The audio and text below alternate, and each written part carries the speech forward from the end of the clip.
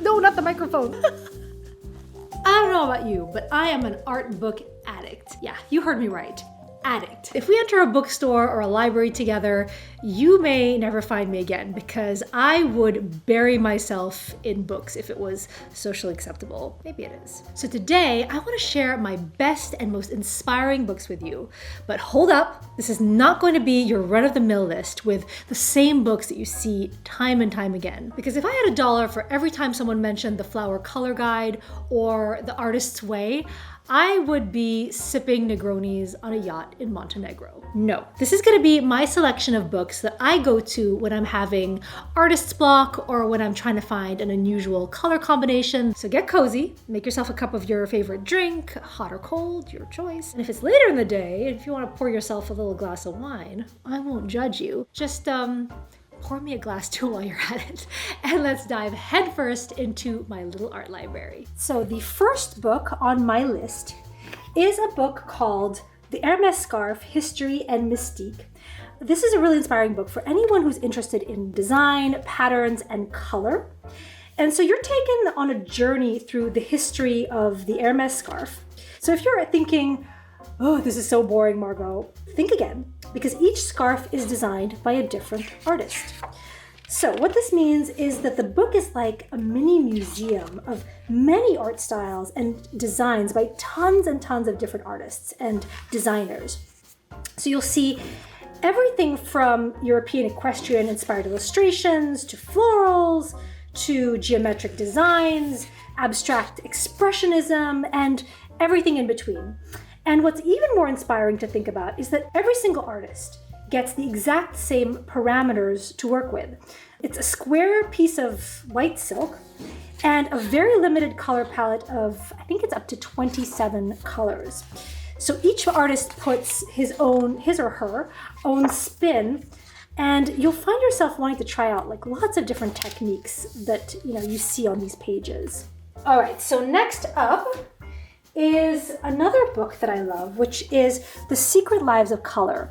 And this book I recently picked up and fell in love with. And this is not a picture or coffee table book. This is an actual reading words book. Sorry. It's not fiction, it's nonfiction. But what's really cool about this is if you're ever curious about the history of different colors that are on your palette, so whether it's like the story of pink, like fuchsia, or the story of, with the blues, because I feel like I know the blues better than any other color, but like the story of ultramarine and how that came to be. Every single color on your palette has a story. And as somebody who's like an art history buff, as well as somebody who just loves color and pigments and information about this kind of stuff, I find this to be fascinating. And one of my favorite things about it is because every chapter is its own separate little anecdote, you don't actually have to read it in sequence. You can actually just prepare a cup of tea, open it up at a random page, and read about heliotrope on any given day. So it's not like a story, like a nonfiction story or something where there's like a narrative from beginning to end. It really is just a collection of, dragon's blood, a collection of different anecdotes and stories about all of these colors. So yeah, anyway, Secret Lives of Color by Cassia St. Clair. It's a Penguin book. Highly, highly recommend it. It is a great book. Next up is a floral book. So people who are into florals, I feel like the same books that come up over and over again are the Flower Color Guide and another book which is Redouté's The Book of Flowers. This one is really well known. If you're not familiar with it, I would check it out, but plenty of people recommend this. I'll just give you a quick little peek. It is a good book, but today I'm offering you something new, something that you have not yet seen before, hopefully. And what I recommend is this book called Petal by Adriana Picker. And what I love about this book, aside from the amazing cover, I mean, look at that. Aside from having a symposium of tons of different flowers, so you have everything from lotus flowers to iris to everything, really nice and zoomed in. What I love about it is that she has her own personal style and her own way of illustrating these florals. So she approaches it with a very graphic and bold color scheme. And without sacrificing with showing all the details, which I think is really great, because you can come into this looking at this inspiration and really see the definition of each petal, but you have enough leeway to put your own personal interpretation into it, which I love, because I, for one, am not going to copy her style, but I really love being able to be shown in great detail where all the veining is without necessarily being super photorealistic, because I personally am not a photorealism person. But she does straddle the line. I mean, it is incredibly informative with the way that she shows this. And I think that her magic power is also her use of color, because, I mean, look at this. Even if you don't try to copy this, we get some ideas for what we can do with granulation, with what we can do with not necessarily having green leaves, for example. Like we could go with a blue or something that's not super realistic. Even with how she shows hydrangea, I mean, she's not necessarily showing every single bud. She's giving her own creative license to it, which I think is great and gives us a little bit more leeway as well to, it basically opens up the possibilities for people who are looking into this book as a source of information for how flowers are built or how they appear in nature, but also gives you that flexibility, which I love. I mean, look at that. Oh my gosh, she's so talented. Oh. Look at that. I mean, it's beautiful. Really, really beautiful work. And yes, even if you're not a botanist, even if you're not into flower illustration and florals are not your thing, there's still so much to be learned about how she puts together her compositions and how she puts together her color schemes.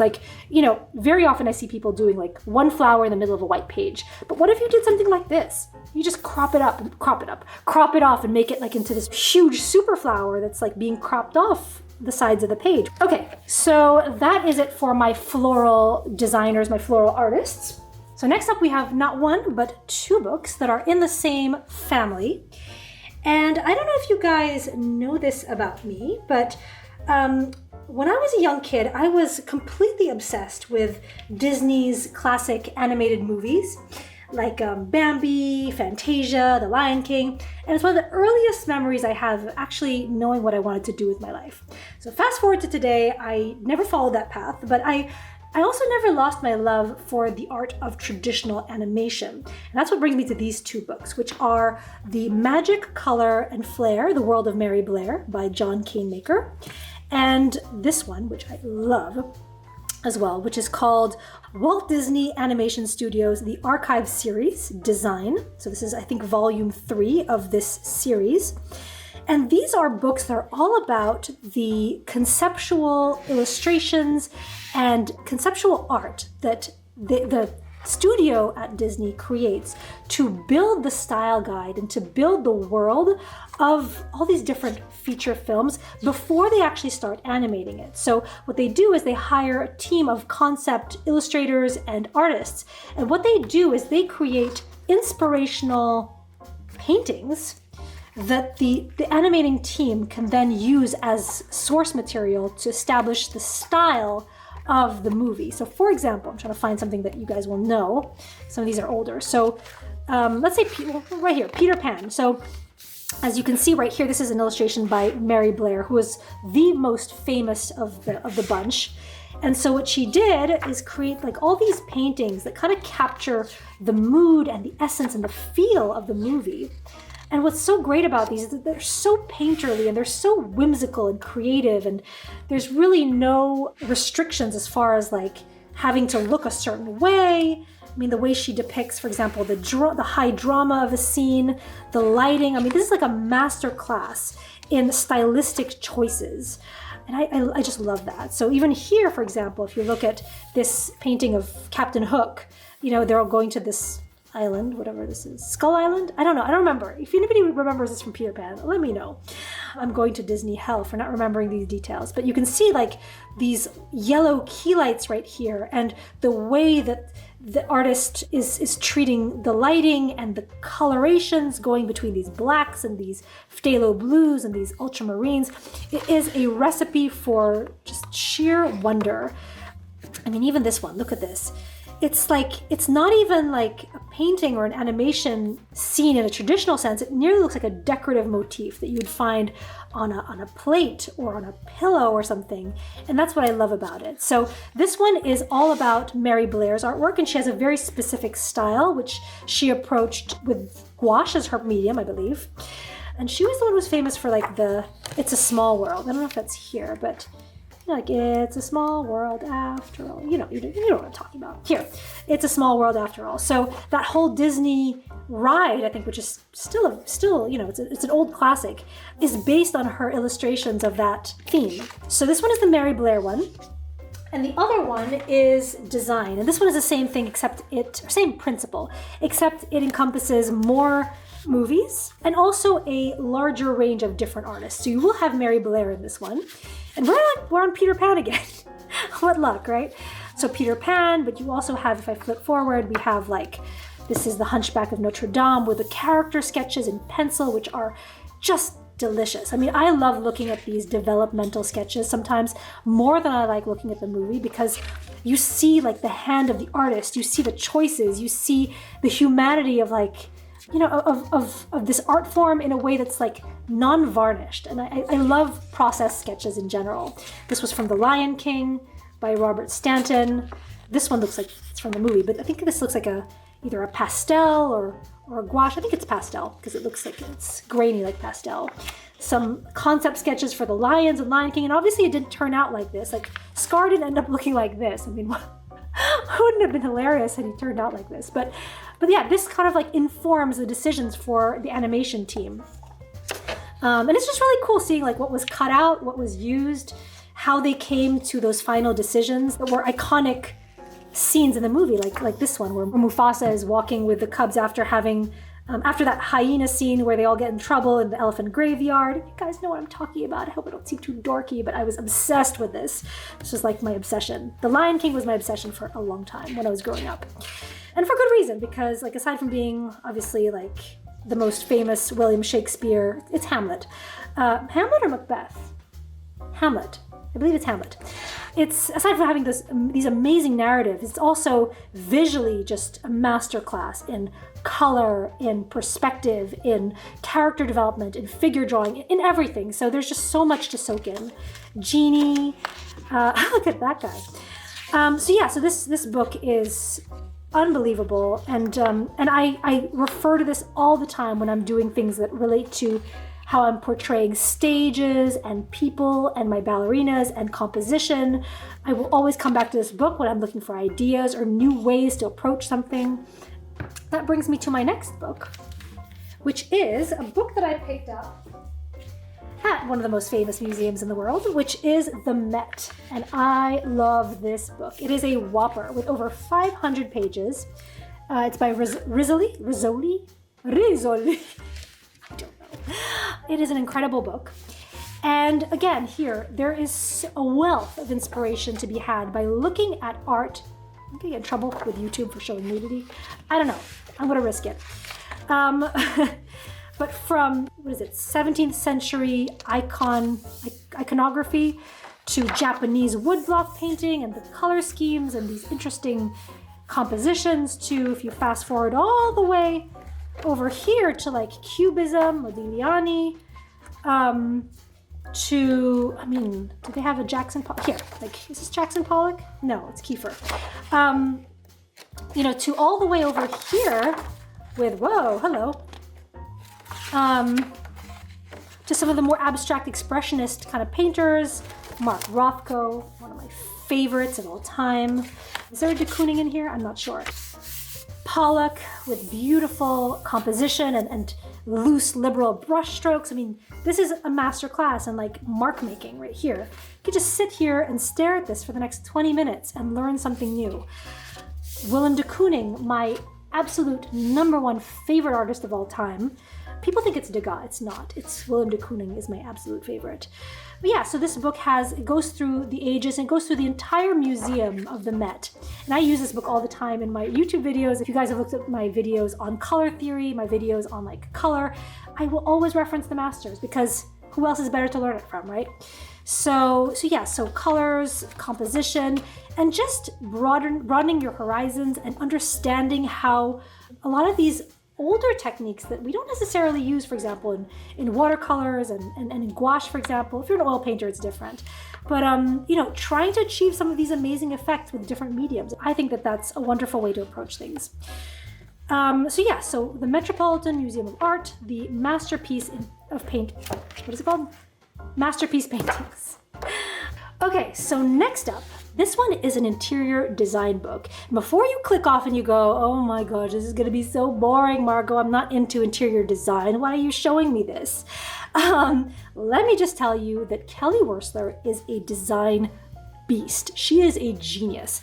And what is amazing about this book is if you treat it less as a how to decorate your home and more as a exploration on color palettes, on textures, on prints, and how you can combine these things in a very eclectic and interesting way, you'll find that this is an incredible source of inspiration. And I always pick up this book if I'm looking for unexpected ways to put together a color palette that is very, very different from what I see everyone else doing, honestly. And sometimes it's all about reaching beyond the world, your own little world, our own little bubble and our own discipline, and digging a little deeper and looking into what other people in other disciplines within the arts are doing. And so, for example, let me show you one of my favorite pages on here. Let's see if I can find it. Oh, yes, right here. I mean, look at these textures. Wait, I think there's another one that I like even better. I'm gonna try to find it for you. But you can see right here, like, Kelly Wearstler is a master of doing an amazing tightrope walk through like combining all these textures and all these colors and all these prints that for all intents and purposes should not go together, but she is able to put them together with the expertise and the coordination of like a prima ballerina. See, I even have little notes here of things that I wanted to learn from some of these pages. But there was a hotel that she designed. I mean, look at that. The yellow and the coral and this black and white motif, and you have a pop here, and then you have some rich dark brown mahogany colors. There's so much right here in terms of just color palettes that I think is incredibly inspiring. Let me try. Oh, here. Oh, here we go.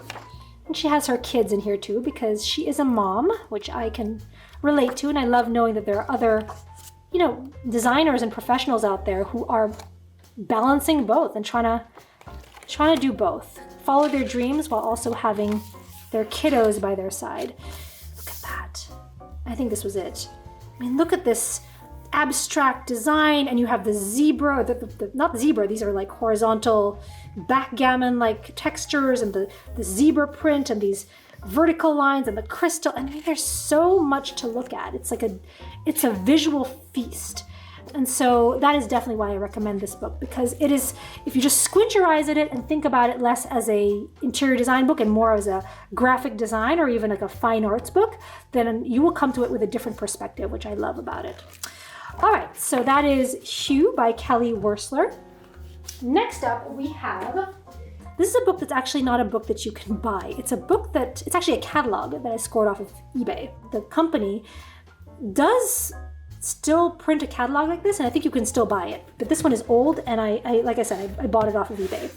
But this is a book that shows all of these wallpapers by this very famous brand called Schumacher. And they make textiles, they make wallpapers, they make all sorts of like damasks and toiles. And I love this book because it gives me so many ideas for how to create patterns and repeat patterns.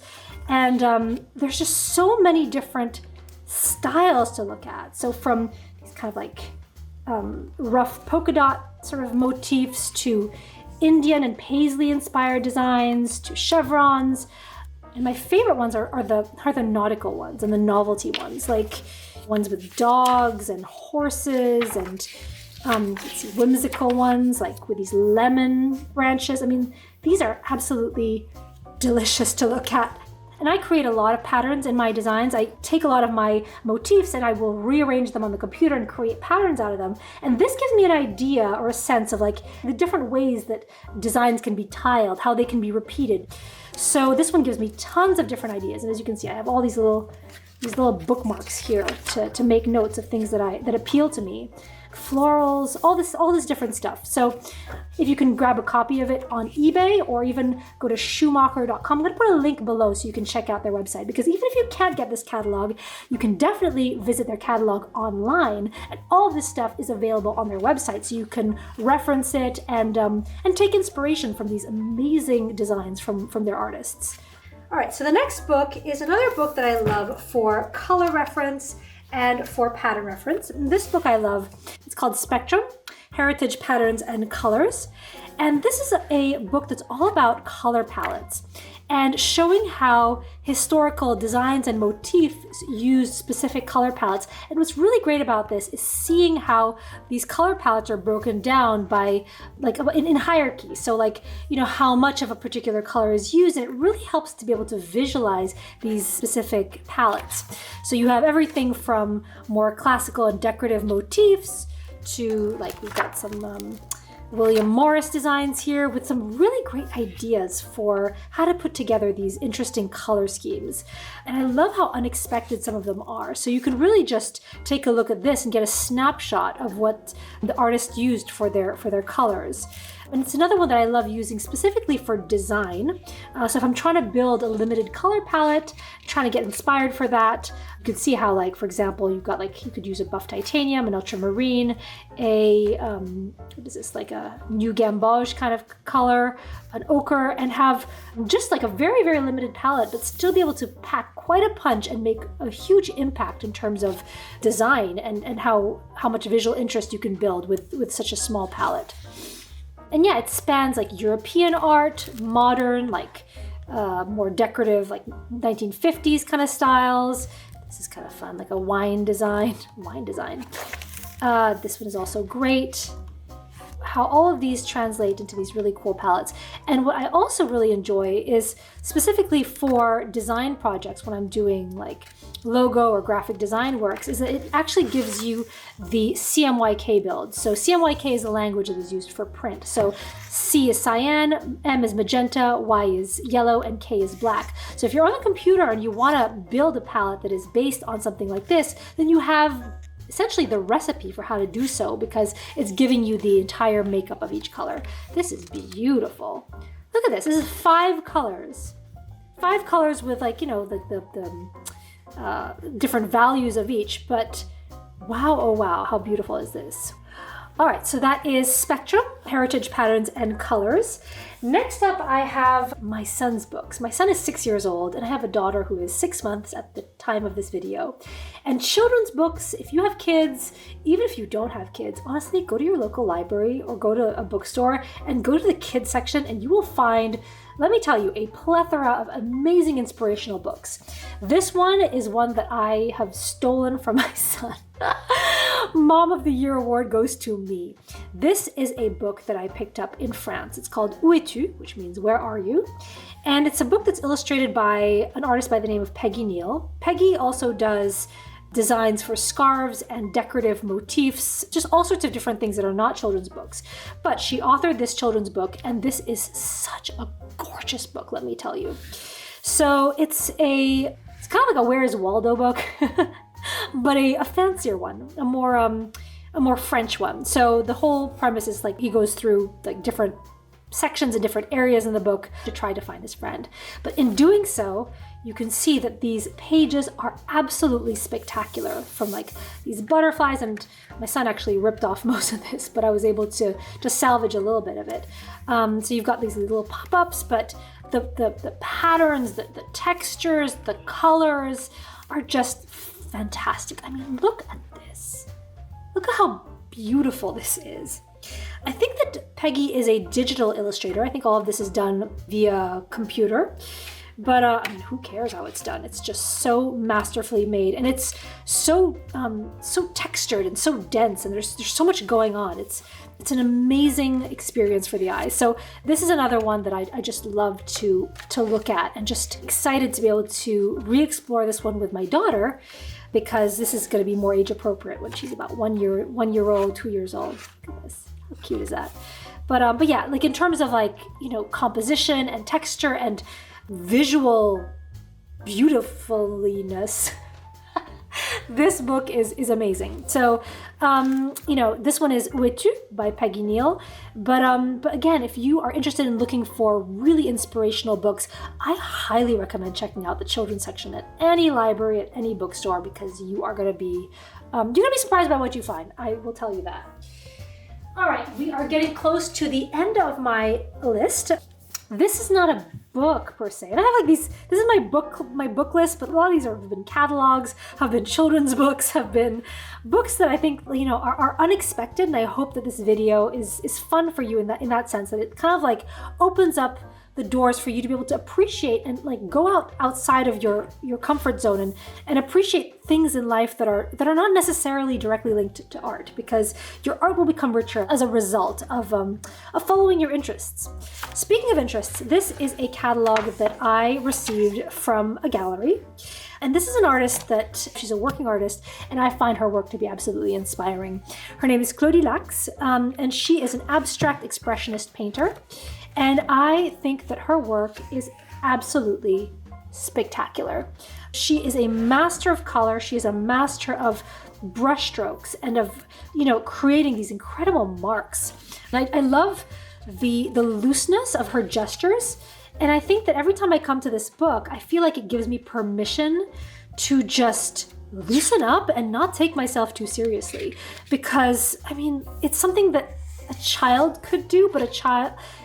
Who is it that said this? I think it's Pablo Picasso who said, it took me 2 years to paint like Raphael. I don't know about that, but it took me a lifetime to paint like a child. And that's one of my favorite quotes, because there is so much to be said about learning how to let go and not try too hard, and trusting that your instincts and your gut will take you there.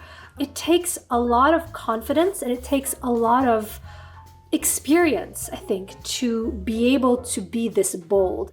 So this is the catalog of one of her exhibitions, and like I said, every time I come to this book, I feel very energized. This is so beautiful. It's absolutely stunning. I mean, whether you're an abstract expressionistic type of artist or not, I feel like there's something to be said by this instinctual kind of energy.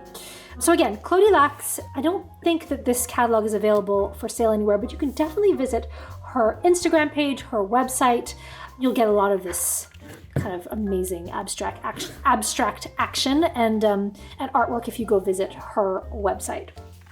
All right, so we are down to my last book, and this is going to be for people who are interested in figure drawing, but mostly if you are interested in drawing dancers. And so, being a dancer myself, a lot of this stuff I know already. But if I ever need to brush up on things that are specific to dancer positions and dancer anatomy and the way that a dancer is trained and how the lines are, this book is called Suki Shore on Balanchine Technique. And it is the Bible for Balanchine Technique, which is a very specific school of ballet thought. But what's really great about this book is it gives very detailed explanations for positions of the feet, positions of the body, the arms, the legs. And so ballet is a very specific beast. It's not like your typical figure drawing, because the shapes that a dancer creates with their body is very unnatural. It is not normal or it's like not normal posture to stand with your hips and your knees and your feet facing in these particular directions. So if you are interested in drawing dancers, gymnasts, ballet dancers, anything in that vein, a book like this, and this is not the only one, there are other books like this, like encyclopedic books, but I find that this one is great because it has so many pictures and in-depth explanations about things. It'll give you the blueprint and the specific lines for how things are supposed to appear. And it's kind of a pet peeve of mine when I see people, like, not just people, but artists represent dancers. And that even goes for artists like Degas, for example, where if you haven't danced and you're not familiar with the intricacies of ballet technique, some of the ways that they depict dancers are technically fundamentally wrong. So this book is correct in the academic sense.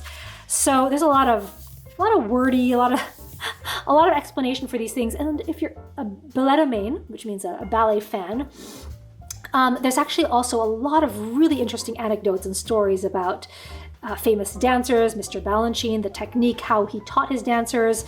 So for example, like he would teach his dancers to, if they were leaning forward, to like feel like they were like picking up a rose off the ground and picking up with their fingers. And there's a very specific way of like, of holding even your fingers in a way that's like holding like a golf ball between your fingers. And this is like a Balanchine kind of way of holding your fingers, and this is a classical way. So there's very, very specific intricacies for dancers. So again, if you are interested in the world of dancers and dance anatomy and how to represent these very specific positions, this is a great book to reference for that very reason.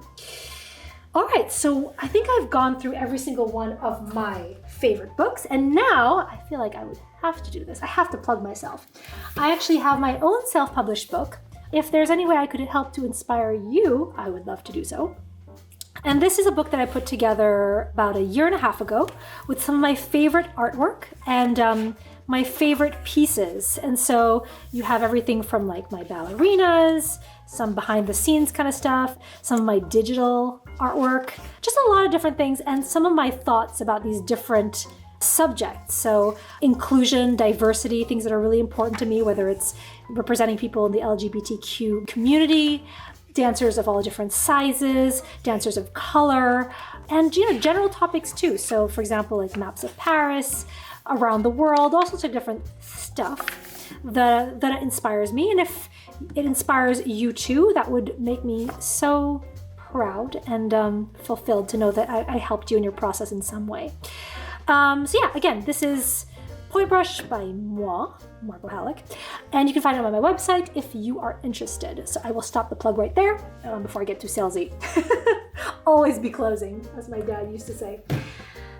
So there you have it. I hope you enjoyed this tour of my art book collection and found some inspiration for your own bookshelves. I think there's always something new to learn and discover from the world of books and from artists from all sorts of different disciplines beyond our own little world. And if you have any favorite art books or books that inspire you, not necessarily art related, either, feel free to share them in the comments below, because maybe that'll be the next thing that I pick up at my local library. Until next time, keep creating, and I will see you in the next video.